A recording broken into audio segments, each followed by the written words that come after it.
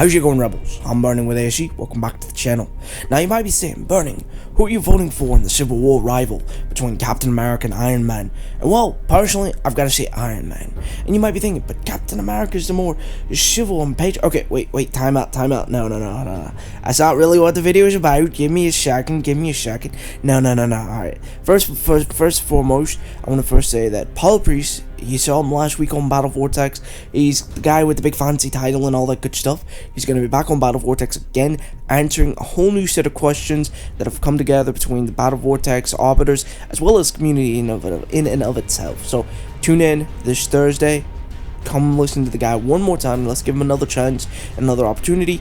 The feels, well, they're gonna give the man a little breathing room this time, or at least we're gonna try our best to get some of the questions that the community have asked for in with other questions that really stuck. So join us on Battle Vortex. Now, the real reason I'm here today is to talk about the Civil War event that's going to be happening this Friday. That's right, this is going to be a very unusual event, considering it's going to be the very first player versus player type of event. Essentially, you're going to have players versus players, alliance versus alliance, and sector versus sector. Literally an all-out civil war. What does that mean? Basically, if you're a player in this game, you're going to be competing, even if you don't really want to, even if you're going to want to, because you're going to either be attacked or you're going to be doing the attack. Now, there's going to be different rules for each and every type of civil war.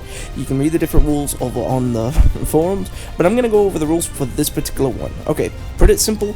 After 6 hours into the war, you cannot change alliance. 6 hours into the war, you cannot jump into different sectors. Why is that? So that the scores and everything pretty much can stay consistent after a certain point into the battle itself. It gives you the opportunity to get out while you can, so you just don't get completely overwhelmed. Basically, no Vegas. There will be no Vegas while this is going on, so, well, the only way you're going to get supplies is by attacking other sectors. That's the other thing.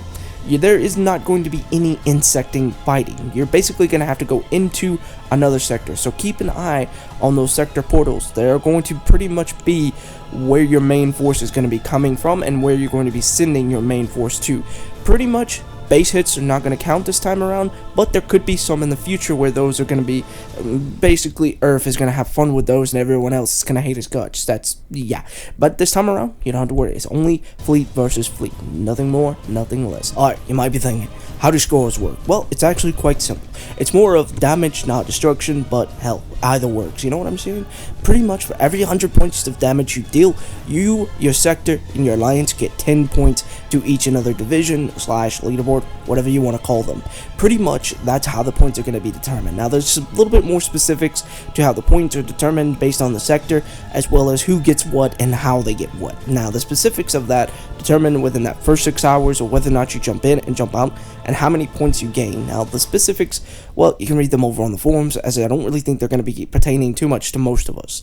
Now, here's another little tidbit that they're throwing in there. Repair times are going to have a discount of 25% from Friday through Monday. Now, the event itself is only going to be from Friday the 18th through Saturday the 19th, exactly 24 hours. So, you're going to have 24 hours to do as much damage and deal as much damage as you possibly can, which means most of us are going to have our entire fleet, if not our entire fleet bay, completely in red the entire time. I for one intend to have as much fun as I can and just pretty much send Hellfire downrange as often as I can. At the very least, with the lower repair times, it'll make getting our fleets back out there way faster. Now, why are we going to be doing all this? Of course, there's a reason, but it's a little bit different. We're not going to be on the same type of scale that we are going to before, so let me throw out some of the top prizes you can look forward to acquiring if your alliance or your sector comes in first place. Basically, if you want an entire list, which is actually surprisingly quite long, go to the forums, they've got all of them. There's pretty much a chance that just about every person in the game is going to acquire something, no matter how big or small. That's not to say that's a definite, but it's a possibility. Now check this out. The first player who comes in first place in the top of the leaderboards, well, basically you're going to be one lucky bastard. You're pretty much going to get 6 epic ISC patterns, which are 20 pattern boxes or something like that. I don't really know what all that is. Basically, I'm assuming it's something to do with upgrading your ISC ships and stuff like that. What I really care about is the 10,000 coin in-game coins you receive. Yeah, they're just giving away coins. I know. I never really expected Kexi to give away coins of all things. Yeah, somebody might be. I don't know. Somebody dropped off a bottle of tequila something, but yeah, they're giving away coins, so we might as well have as much fun with it as we can while it lasts anyways. First prize for the Alliance is pretty much going to be 8 Epic Alliance ISP core boxes, which once again, 5 core boxes per 5 cores per box, which are probably going to be mostly for the ISE upgrades, mark upgrades that is. Now, for the entire sector leaderboard, which is every player in a particular sector, you'll get 30 Epic Sector ISE parts, which are going to be a guaranteed ISE parts of each of the 5 hull classes. Once again, more upgrade stuff, as well as 24,000 ISE armament. Yeah, I'm still going to be aiming for first place. Probably won't get it because, well, time restraints and whatnot. But, like I said, there's an entire list all the way going down to whoever comes into the 1500th place will still get over 1,000 coins. So there's always going to be something worth going for. Now, the most important thing to keep in mind, and probably the best advice anyone can give you, is to be considerate of what you're going to be going up against. You're not only going up against ships, you're going up against shield and resistors, and anything that nullifies damage means that that's something you're not getting points off of. If your factory happens to be empty at the moment and you do have a few extra coins laying around, you may want to consider taking advantage of the discount for refits that are going on at the moment. You could change over a few fleets over to phased, ionized, even spectral warheads, just something that'll deal a little extra damage to the hull and less to the shields, because that extra damage will accumulate and pretty much gain you more points, your alliance more points, or your sectors. Also, there are plenty of weapons that deal direct damage or do extra damage to shields to get them down quicker and faster, such as Aurora Rays. They're a good way of just tearing away the shields, and since shields have pretty much been considerably nerfed, well, some have not, some have been buffed, but it's overall across the board, shields are weaker, and it's a good idea just to really consider what your options are when going into this type of Civil War battle.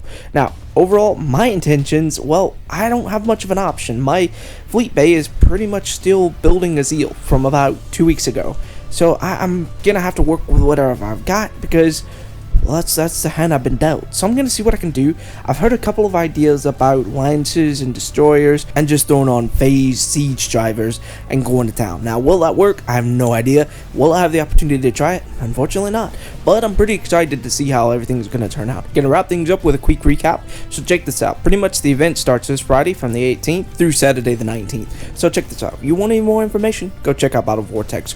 Pretty much this Thursday, they're going to be having Paul Priest, the guy with the big title, once again. Also, gonna hopefully see Lexi there again, as well as both of the Phils, each of which with their fingers on the other's mute buttons, and Irv also with his finger on both of their mute buttons. That's a little joke there.